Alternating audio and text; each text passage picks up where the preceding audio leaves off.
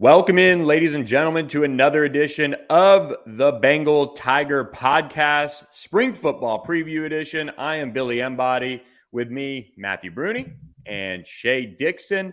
Hope you guys have a great weekend. We're going to kick it off with our latest spring football preview. And we lead off with the running back room before jumping into offensive line and tight end. And we talked about the quarterbacks and wide receivers last week, plenty of buzz around that. But this running back room is intriguing, guys. This is a group that returns plenty of production. Josh Williams, John Emery, Noah Cain, Armani Goodwin. And then you factor in the two freshmen coming in, Caleb Jackson and Trey Holly. Let's take an early look at this. I mean, what's the pecking order for this room, at least heading into spring ball? Yeah, I mean, they return all their production. Literally, it's those four you named. The season ended, and Josh Williams was the starting back. He was the most reliable back. He ends with the most carries of 97 carries on the year for 532 yards. I mean, 5.5 yards per carry is nothing, to sniff at. I mean, it's a pretty good number from him. After that, you had like kind of a rotating wheel there with Armani Goodwin's injuries, John Emery's inconsistencies, and then Noah Cain kind of just being someone they were, I don't want to say reluctant to put in, but kind of a situational type player. So I think going in, someone's going to have to beat out Josh Williams for the starting job in my mind. And I think that's a good thing to do. I mean, we know what Emery and Goodwin are capable of, so they very well could do it. But at this moment, I have Josh Williams as my top dog.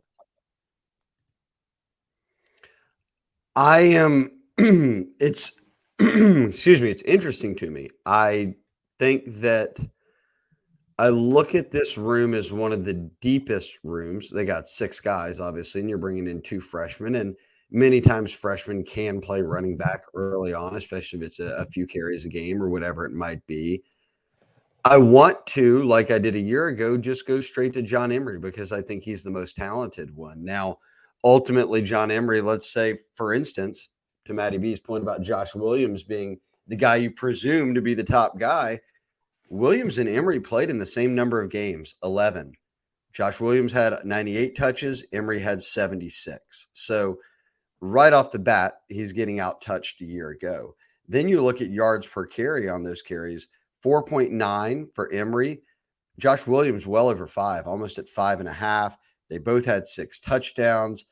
But straight off in attempts per game, Williams was getting, if John Emery gets 6-7 carries a game, Williams was getting 10. And where I feel very confident in saying is this.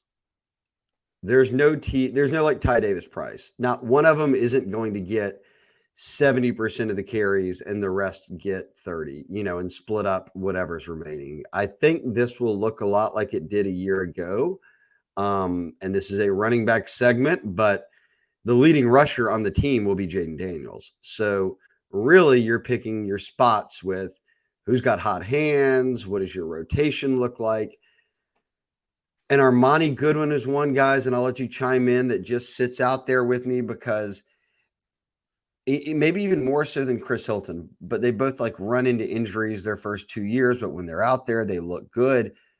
Goodwin actually led the team in yards per attempt, almost at 6. He had 5 touchdowns. He only played in 7 games, maybe even less than that. Yeah, 7 games before he got hurt.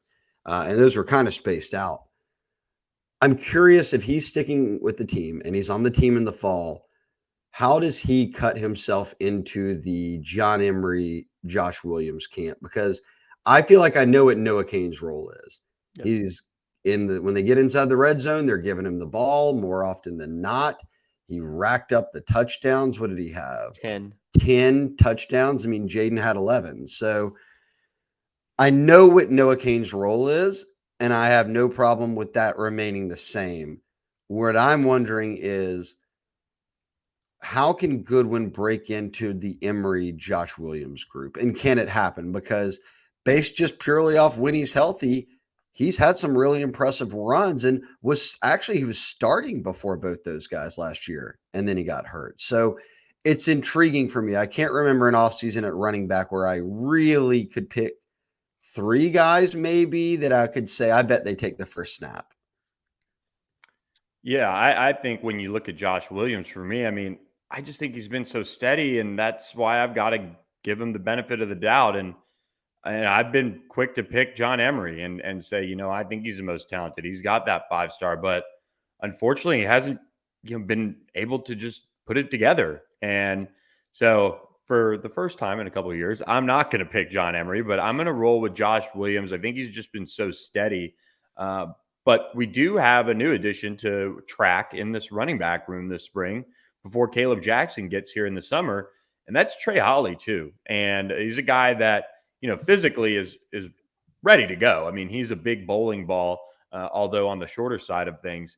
And he's going to at least be able to now factor in at least early and try to give them something different in terms of what they can roll out there because they're still trying to find that guy that can just be that explosive dude over the course of the season and consistency. And the most consistent guy for me is Josh Williams. So I'm just going to lean on the former walk-on at this point to stake his claim to it all.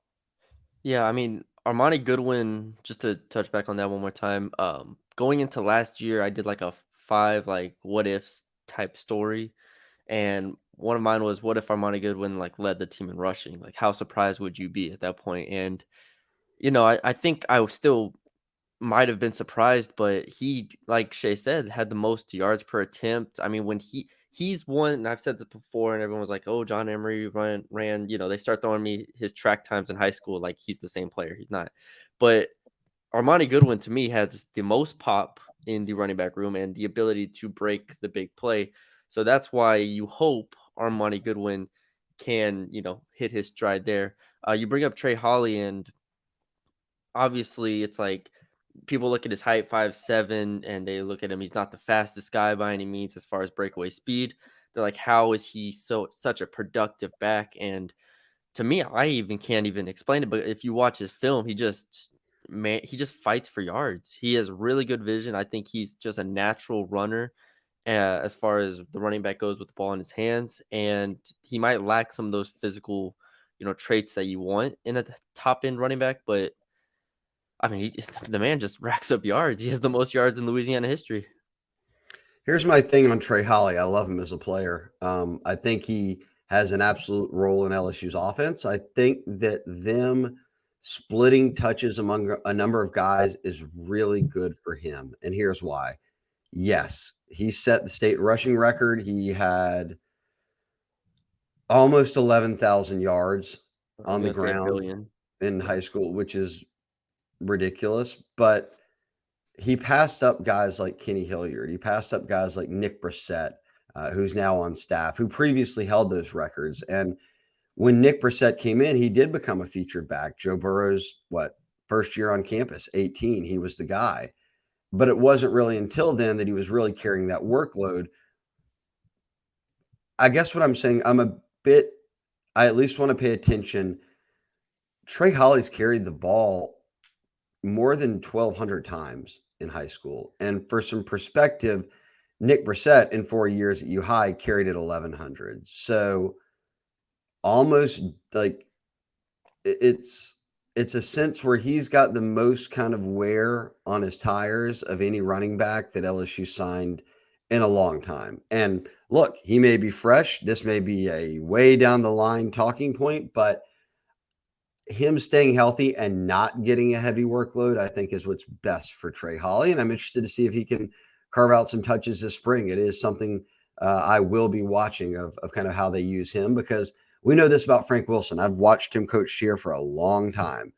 He will play every running back if he thinks they're ready, they know their assignments, and they know what to do. So these guys are going to get a taste. I'm just glad and hoping that over these next few years, it's kind of a work management, load management thing with Trey Holly, so that he at least gets the chance to get adjusted to college and not have to continue to carry some heavy workload.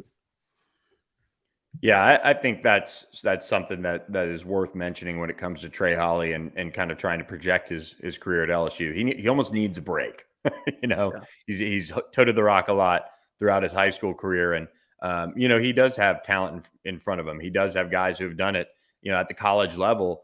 And then Caleb Jackson will come in and he's a pretty different back from Trey Holly in my mind. So as far as the spring, though, what is the biggest question that you guys have out of this running back room that you would like to see answered? I'll go first. Go ahead, When Shea. I watch spring ball, sometimes you can't tell a whole lot. But when I think back at spring ball now and things that happened during the season, things that jump out are mistakes. Like I remember John Emery was fumbling the ball in spring practices. And you remember LSU had a video and Mike Denbrock was talking to him and said, hey, look, got to hold on to it because we're going to keep going to you. You got to hold on to it. Well, during the season, John Emery's fumbling issues were a thing. Like that was a talking point. That was kind of what held him back and maybe didn't get him on the field in every situation. And it was much like Kyron Lacey. They would go through very simple ball drills of catching it while I'm hitting you with pads. And Kyron Lacey was the only one who would ever put the ball on the ground a couple of times. And you didn't think much of it. Well, then you get into big games.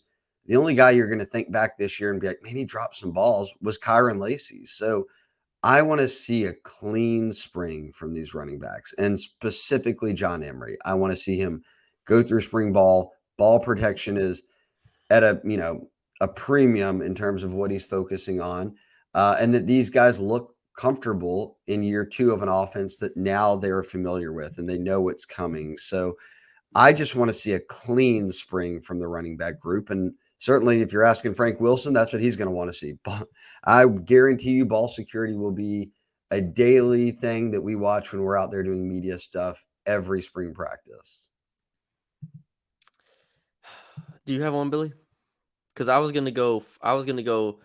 Well, Caleb Jackson is not on campus yet, and he's one I'm really excited to watch. So that doesn't count. So I'm still. Let me think for a second. So you go ahead. Yeah, I mean, I'm with you. I'm ready to see Caleb Jackson too. So I wish he was enrolling early. Because But we've talked about LSU needing a high end back, a back that can potentially be the lead dog here. I think Caleb Jackson, in theory, if everything clicks with him, I'm not saying as a freshman, but sophomore, junior type year, if everything goes right, he has the physical ability to do that. But he's not in the spring, so we'll leave him out. Yeah, I think Shea mentioned having a clean spring. I want the guys to be healthy. Armani Goodwin is coming off an injury.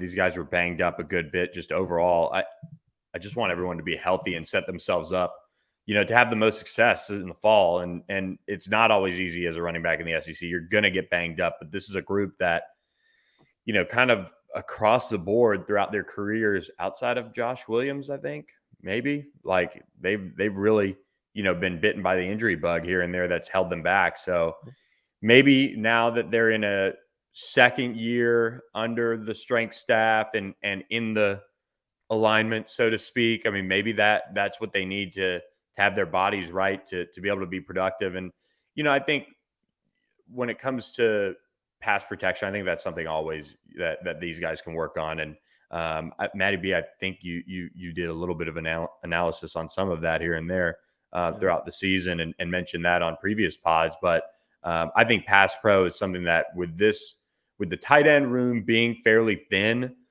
and you have Mason Taylor out there by himself, you've got to have the running backs contribute at a high level in pass protection. And I think that's something they could work on, in a big way this spring. Y'all know this. I'm big into track and field. So I'll just give you an example. I think John Emery I don't believe he ran a lot of track in high school, but he did go test and he was running really fast 40 times. So, he has burst.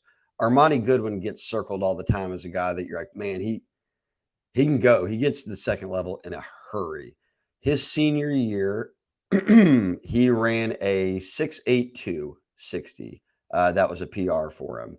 Caleb Jackson ran his PR. It just happened in 2023 indoors, 6.95. He also has multiple sub 11 100s, one ticks 10.66, which is a PR. Those are really fast times. So like Caleb Jackson is just as fast, if not faster, than Armani Goodwin. That puts him in contention for maybe being your fastest guy in the room. And he is a one cut back and goes. So I'm with y'all. I'm excited. He's coming off an injury, but he's running track right now, so he's not that injured. That Armani Goodwin 6.82 broke the Alabama 7A state 60-meter record as well. So, I mean, that just gives you a little bit more on just how fast that is. That's not just a number. That's a record-breaking number from him in high school. I've always been high on Armani Goodwin. I really hope he, finds his footing this year. I'll say it's interesting because I didn't realize how old this group was until I really thought about it. Between John Emery, Josh Williams, Noah Kane as three. I mean, that's three pretty old backs here. So you know what you're getting from those three. I will say the only thing I'll say for the spring, I think, obviously besides pecking order, I think them as receiving backs is going to be interesting because we saw Josh Williams 21 receptions on the year, John Emery 13 receptions on the year, and John Emery obviously had the 2 touchdowns that were memorable plays. So yeah, we'll see if they use them as receivers, maybe more. How the hands are looking of Trey Holly and Armani Goodwin, if they can be involved in that as well. That's just something I'll be looking for. John Emery wheel route, dial it up. Yes, automatic. It works. Well, if that's it on the running back room, we do move ahead to the guys blocking for him, the offensive line. This is a group that, look, we're still seeing them try to add another piece to the puzzle here. They offered Maryland transfer Mason Lunsford. Shea and I talked about that on the recruiting pod a little bit. But they do return, their starters. They return a strong group as far as a foundation to build off of. You have Will Campbell. You have Emory Jones. You have a lot of these guys who've played a lot of football. They need to find an answer at center. They might be moving guys around in fall camp a little bit with the arrival of Lance Hurd, for example. But this is a group that, is steady, is trending probably up a little bit more than people give it credit for. But at the end of the day, they got to find their center. I mean, that's the only question mark at this point. And I don't even know, again, we've said it before, but if Charles Turner is the floor, and I mean, assuming they can't find anybody else, and assuming Marlon Martinez doesn't beat him out or whatever, they don't move Garrett Dellinger back to center, it's a pretty high floor.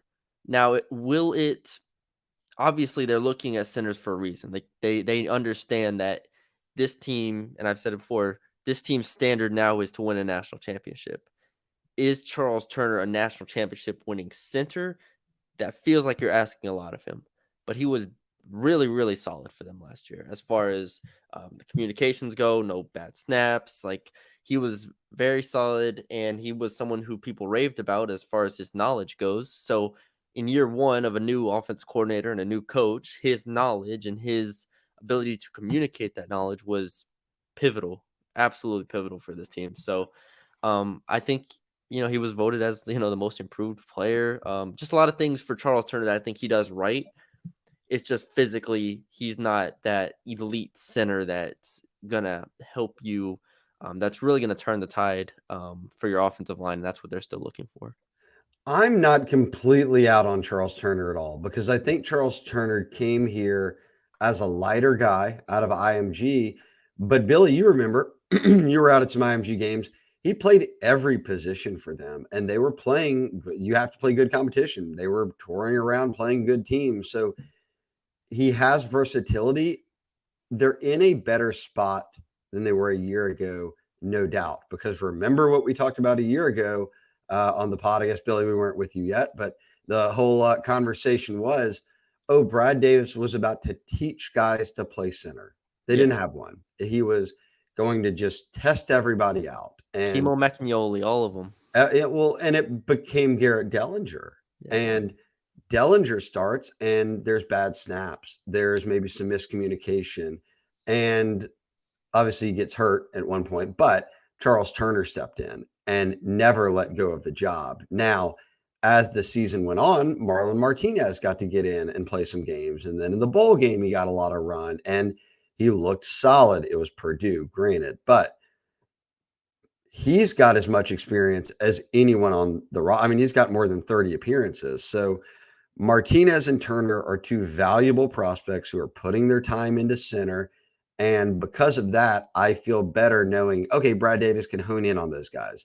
He's not teaching people how to snap anymore. He's not wondering how to shuffle everyone around. You've got two guys that can play center. I'm almost just as curious what happens with the guard spots. And is it just as simple as saying, okay, well, we have two of them, Dellinger and Miles Frazier. Why don't y'all just go back to playing guard again? And, why don't you slide over and replace Bradford and we'll be good to go. And then we've got two tackles. We've got Will Campbell and Emory Jones. We're good to go.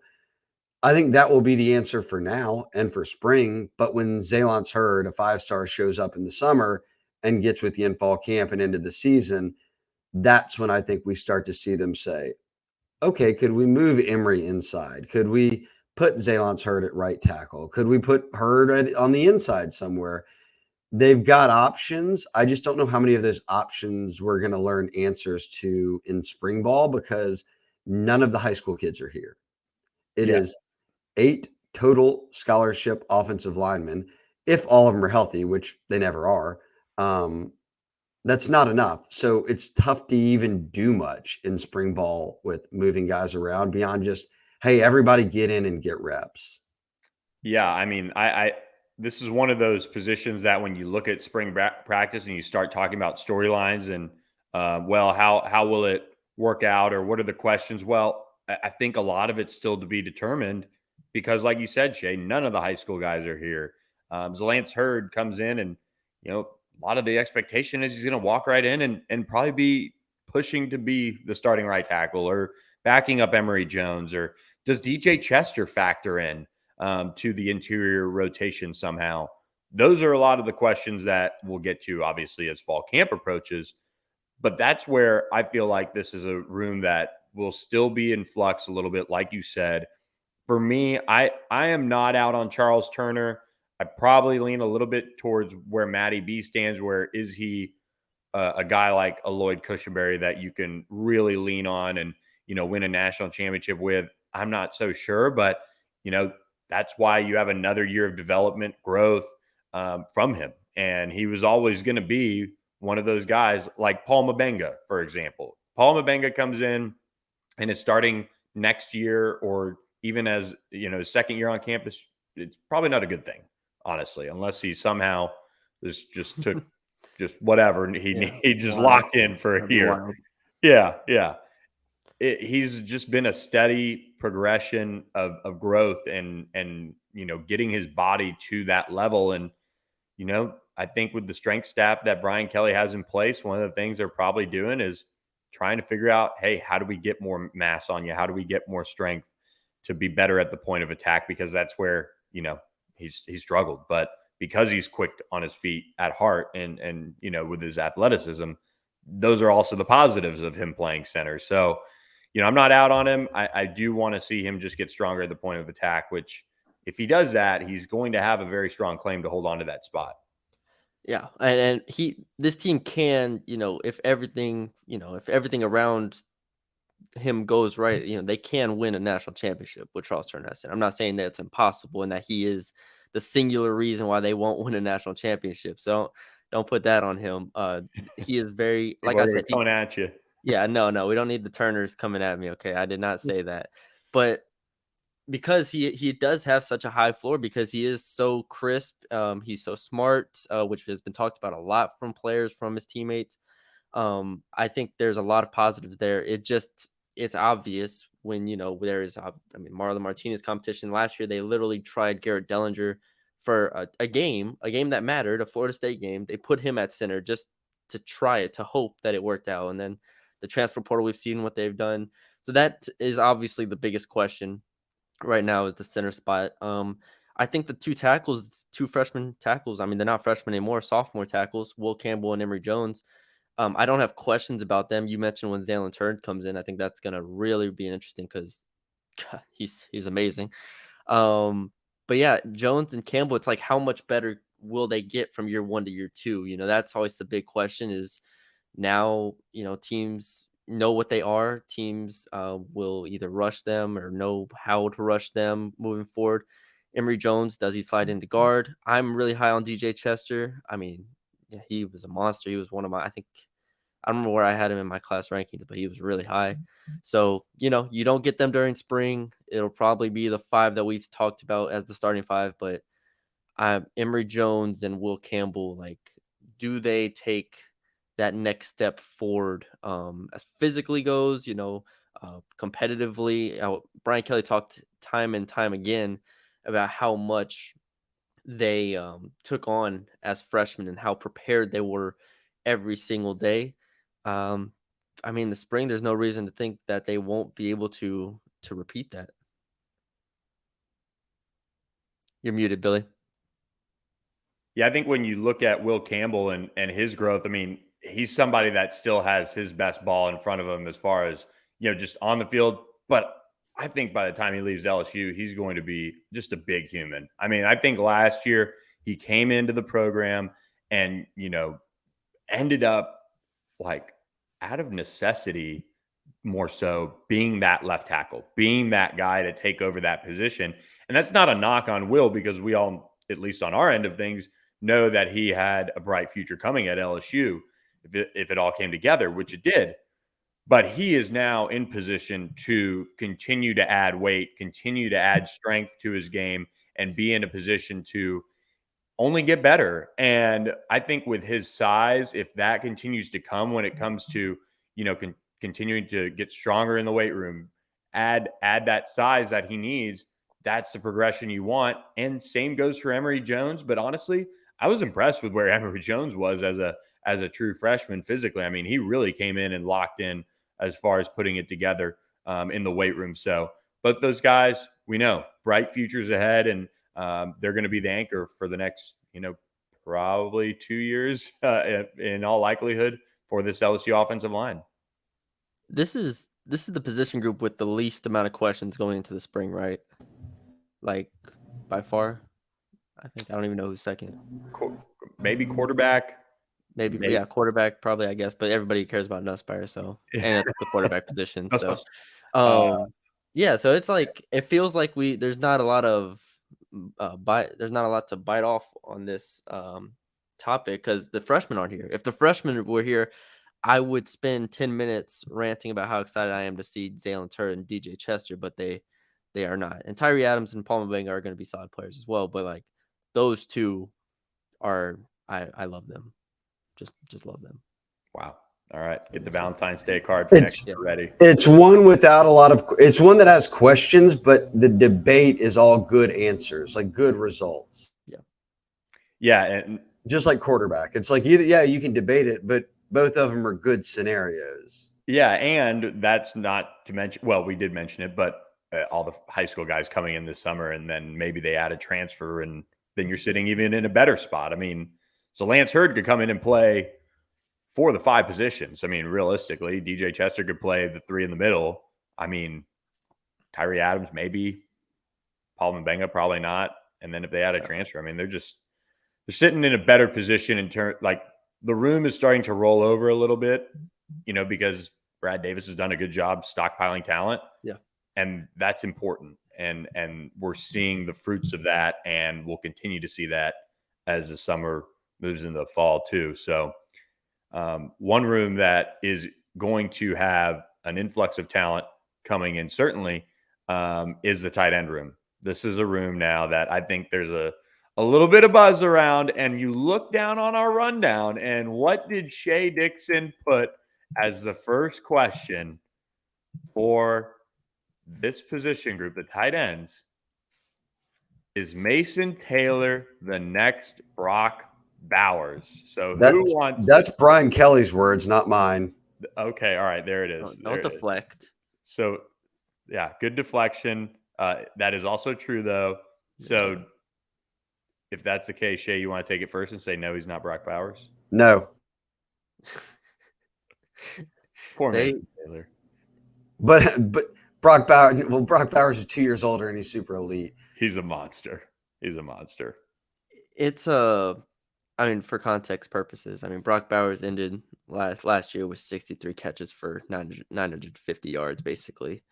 But that's what caught us so off guard last year, was the Brock Bowers comparison.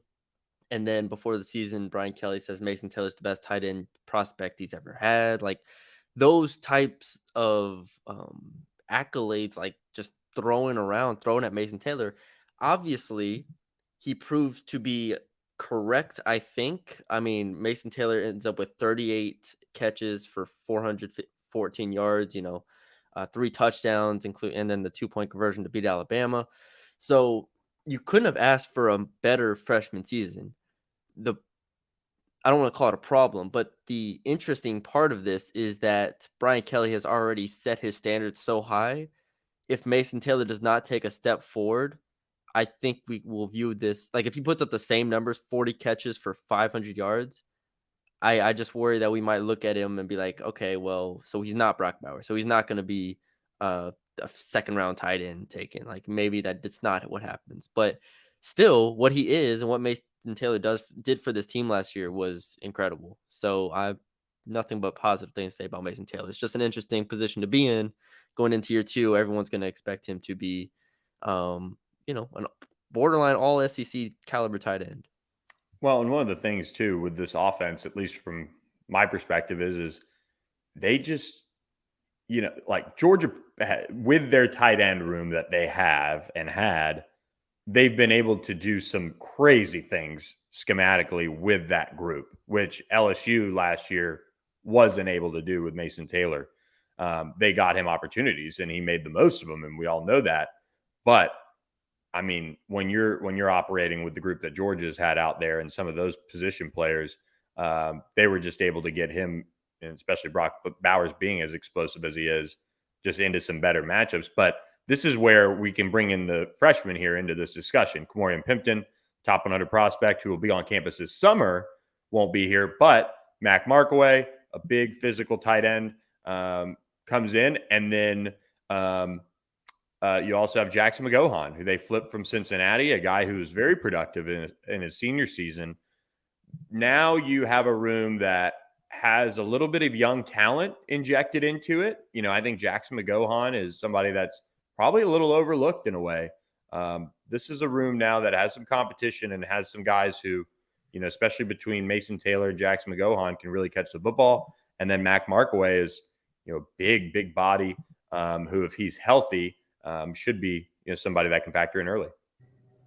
Well, let's just go back here real quick because I'm going to be the one who steps in and lays the smack down on this revisionist history always. Maybe I'm not blaming y'all. Matty B, maybe, but it was more just in a scheme-related way. But LSU fans, do not pretend like last year you were not screaming for them to stop throwing it to Mason Taylor. That was like the Jaden Daniels check down, and that, and maybe that was Jaden's fault and not Mason's, but it was like, quit doing it, force the ball downfield. And then I think they went to Florida, and like that's when it got like to the peak of it. And I think he got like a target maybe in the game, and they won, and everyone was like, "See what's happening now." Then he did what he did against Bama, and I think against Arkansas, he just didn't have a catch, or they didn't even throw it to him all game, and everyone was freaking out of like, "Where's Mason Taylor? He needs to be a major point of this offense." So funny how the whole season, even when he was playing and like contributing as a freshman, people were like, "We need to stop using Mason Taylor." Which I disagree with. Yeah, it was the point. I don't even remember exactly the point, but yeah, it was Mason Taylor's usage. It's because he was like in some of these games, he was averaging like 4 yards a reception. It was like Jaden was kind of just like instinctively throwing at him. And so then it was like, all right, we also have Malik Neighbors on the field and Kayshawn, but that is a whole progression of the offense. And I think Mason Taylor, he can be used in more ways than what he was used for last year. I think that's a big thing that I'm looking forward to seeing, is that he doesn't have to be kind of this 4 yards and a hitch route or an out route type guy. I think he can be a very versatile type of a piece for them moving forward, and that's what I'm interested to see, how his like yards per reception numbers go up. Well, and you look at Bama or Ole Miss last year, 14 yards a catch. Bama 12 yards a catch, game winner. Yeah. And he had a touchdown. Yeah. UAB 13 yards a catch. Georgia 11 yards a catch, and he had 6 for 63 that game. Purdue 18 yards a catch. He obviously had a huge one, but he also did catch five balls that game. So it feels like, as expected, he got better as the year went on. Now you're expecting him to make a year two jump where he's the clear cut guy. Now you need these young bucks to step in and do something. Yeah, I mean, out of the two that they bring in this spring, I mean, I guess which one do you expect the most out of early on? The two in during the spring are McGohan and Pimpton Markway. Markway, instead of Pimpton. Pimpton. Thank you. I'm a big Jackson McGohan fan. I think I've made this clear for anyone. I don't know who's watched which episodes it is, but I'm a big Jackson McGohan guy. Like, I have him over Kamorian Pimpton to me in my rankings. That's how high I am. He's faster than Mason Taylor. He's the fastest one of this group. Just pure speed goes. I think can be a very, very versatile receiver for this team. I think he can run a lot of different routes for this team, and we'll have to see how physically ready he is. I think from a blocking perspective, just from an overall physicality of, going against safeties or linebackers at the SEC level, that there are question marks, but he is the fastest. I think he has very, very high upside, and I don't want them to use him how they're using Mason Taylor per se, because he's not as big, and Mason Taylor even took him a half season to figure out how to block, and even then he was kind of hit or miss. But Jackson McGohan is a perhaps more dynamic receiver as far as potential goes than Mason Taylor, and him and Kamorian Pimpton are very, very different players. As far as like Kamorian Pimpton, just his catch radius is off the charts, but McGohan for me is someone who I could see potentially getting some burn early on. I think the answer lies in what they want that person to do, because if it's inline blocking, even though Mac Markway has not played football in a couple seasons and he's had some injuries and that's worrisome, he's healthy right now. He's cleared. He's out there. He will be there for fall ball or spring ball. And physically, he's the biggest guy of the group. So if he can be a guy who really helps him out as an inline blocker, like I could have sworn at the end of last year, I saw Doomerville wearing a tight end's jersey so he could go in and help block. Like maybe it was special teams. I don't even know what it was, but they need someone who can inline block. Markway would be the best option for me right now. Yeah, I agree. And I would say physically he's most ready out of the pair, because he spent the last just been working out, bro. Just lifted, getting in that room. But he's got to show it on the field now too.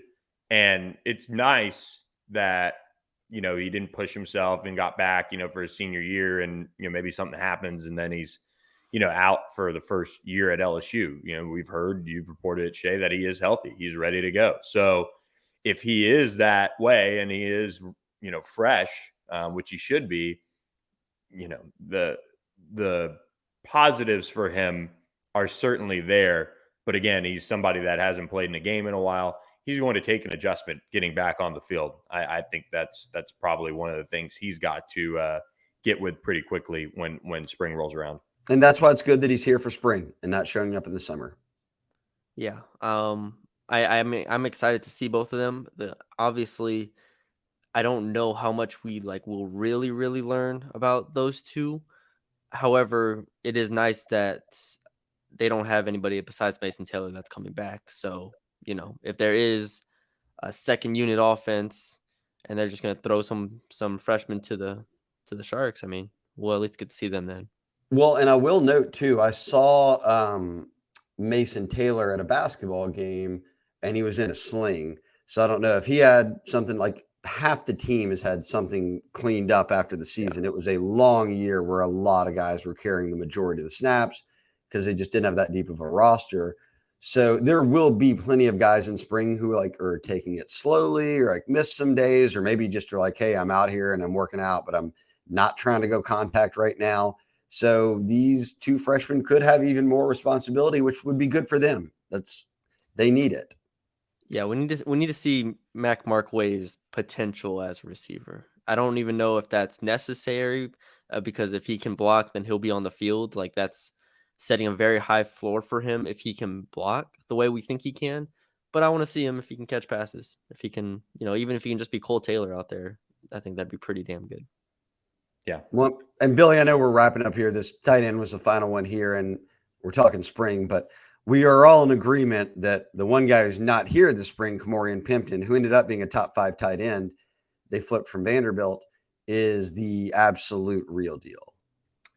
Yeah, he is. He is the real deal. I love what he's got coming for LSU this summer. I mean, saw him in person at high school and, really, put on a show all week at the All-American Bowl. And I think the world of him. I really He's like do. 6'6", 240. Yeah, he's just, I mean, he's going to be able to be split out. He's going to be on the end line once he adds a little bit more weight. I mean, he's a matchup, just awesome addition on that front for LSU. And I think a more athletic, who is like Darnell Washington, like he's not as big and thick, but like he's got that big of a frame and wingspan and all those things. So he's going to be fun once he's all filled out and everything.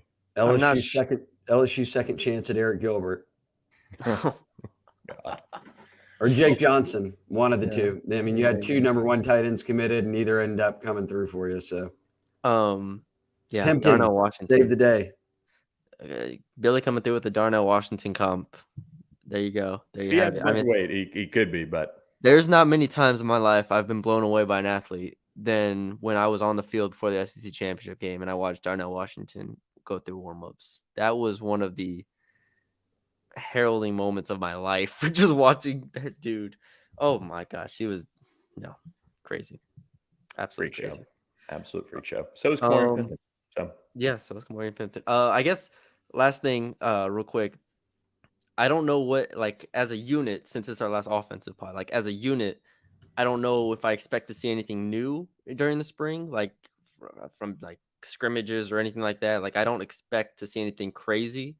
Because I feel like people might be going into it saying like, oh, we need to see a change in the offense or see what Denbrock has. I don't know if we'll learn a lot in the spring. Now, the spring game, I mean, as we saw last year, it was so watered down. It was so like kind of just fundamental.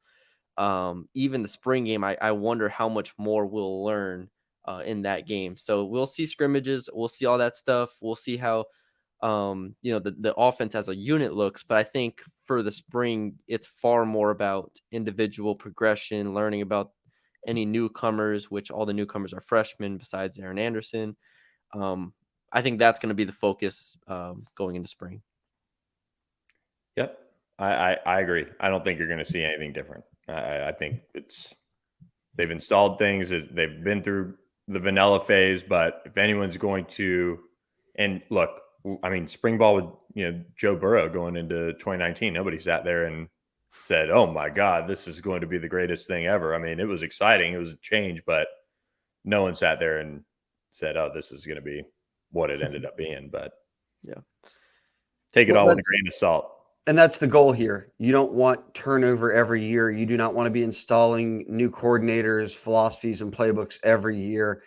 They've got continuity. Now it's about fine-tuning that, adding things here and there, putting guys in the right place. Remember a year ago, Kelly didn't even know these guys' names. He was like, I'm going to have to figure out who they even are.